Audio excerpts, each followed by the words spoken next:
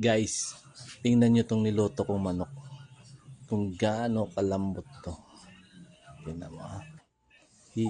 Yan. Iaangat ko lang. Laglag na agad. Alam nyo ba kung ano yan guys? Peri peri chicken. Tara. Ganito lang paggawa niyan. Yan.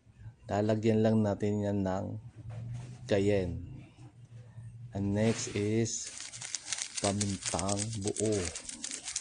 And then next, thyme. Yan.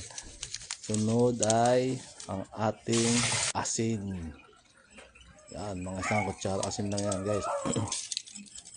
Tapos, lalamas-lamasin na natin yung guys hanggang sa manuot. Yung sa loob-looban ng chicken guys.